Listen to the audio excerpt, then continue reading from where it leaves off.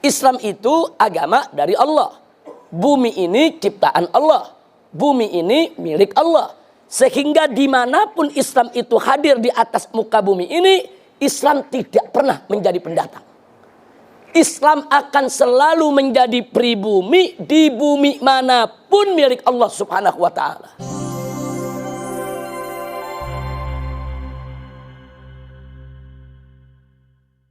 Jadi nggak betul kalau dikatakan Islam itu agama Arab. Enggak, Islam itu agama langit, diturunkan oleh Allah. Jadi jangan mengkerdilkan Islam dengan mengatakan Islam itu agama Arab. Nah yang kedua, mereka katakan Islam itu agama pendatang. Tunggu dulu kalau kita mau bicara soal pendatang. Islam itu agama dari Allah. Bumi ini ciptaan Allah. Bumi ini milik Allah.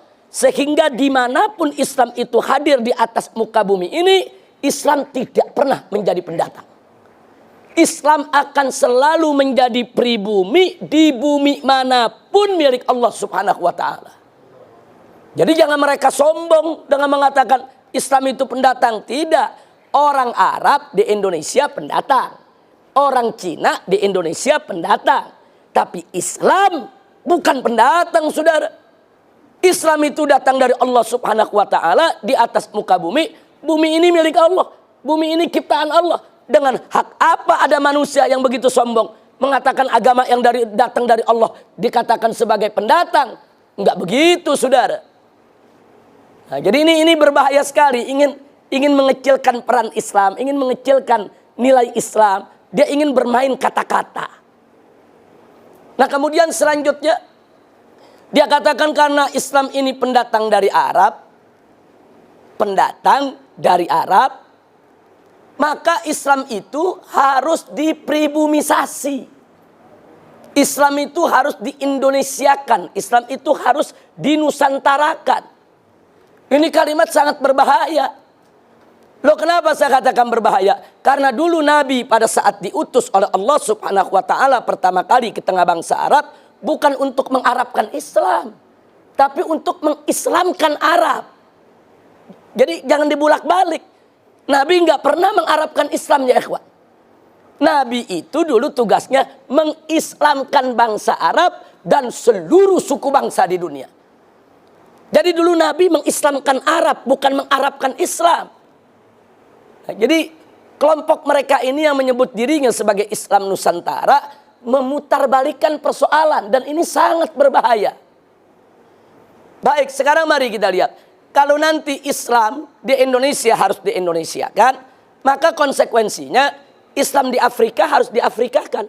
Islam di Eropa harus di-Eropakan. Islam di Amerika harus di-Amerikakan. Islam di Cina harus di-Kinakan. Islam di India harus di-Indiakan. Naif betul.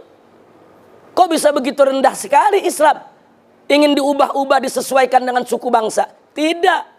Dulu Nabi alaihi salatu wassalam dan para sahabatnya radhiyallahu ta'ala anhum, dan para tabi'in, para tabi'it tabi'in, serta ulama yang datang setelah mereka, saudara, mereka berjuang menyebarluaskan Islam. Mereka Islamkan Arab, Islamkan Persia, Islamkan India, Islamkan Cina, Islamkan Amerika, Islamkan Eropa, Islamkan Afrika, dan mengislamkan Nusantara.